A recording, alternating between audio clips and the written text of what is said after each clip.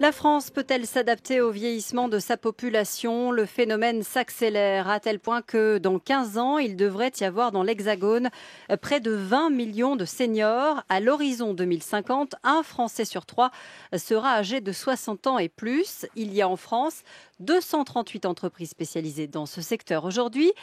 Et ça va générer de l'emploi, évidemment, 300 000 au bas mot.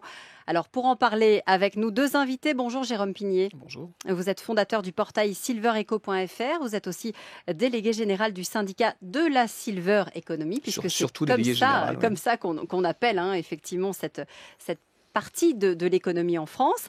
Avec nous également Serge Guérin, bonjour. Mes hommages. Vous êtes sociologue, spécialiste des questions liées au vieillissement et à la seniorisation.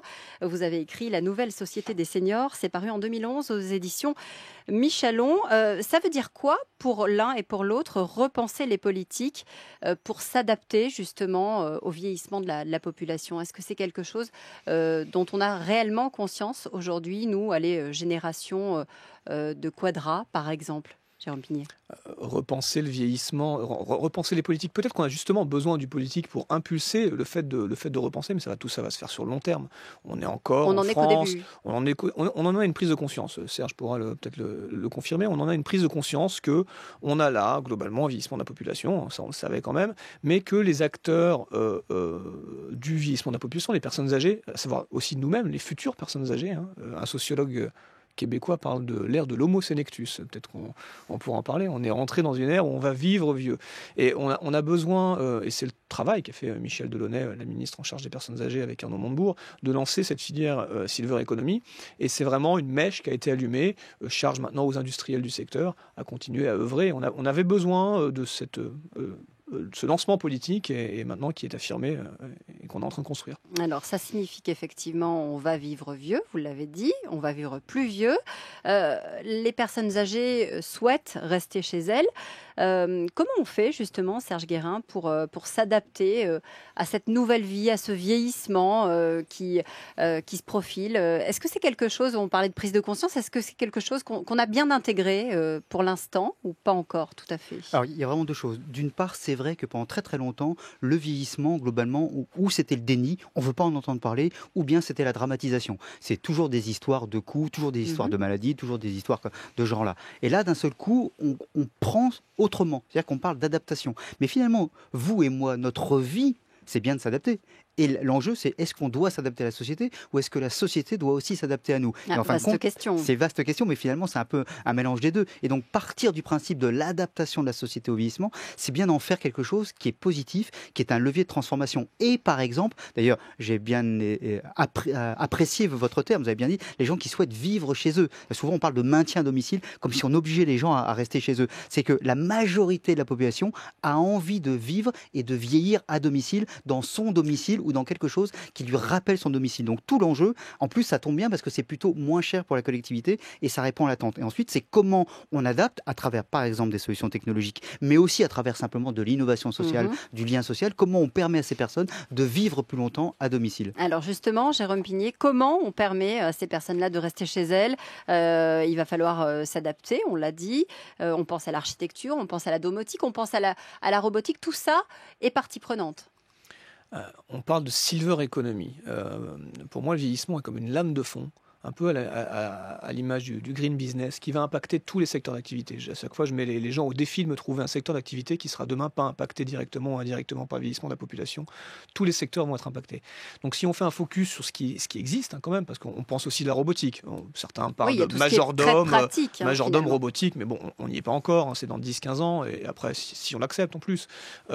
Mais il a déjà une somme de produits qui existent, la domotique, des systèmes d'allumage automatique de lumière, la téléassistance classique qu'on connaît, des téléphones un peu plus simplifiés pour les seniors, des ordinateurs simplifiés. Il y a énormément de choses qui existent. La problématique aujourd'hui, c'est que ces choses ne sont pas connues.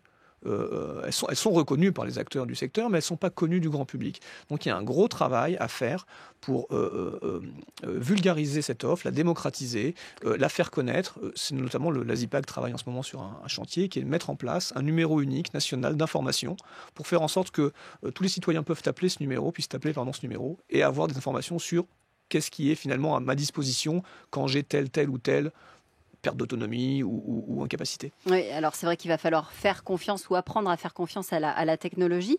Est-ce que finalement, Serge Guérin, les adultes d'aujourd'hui qui sont les personnes âgées de demain seront peut-être moins méfiantes que nos seniors d'aujourd'hui vis-à-vis du high-tech parce qu'elles le maîtrisent mieux, elles le connaissent mieux?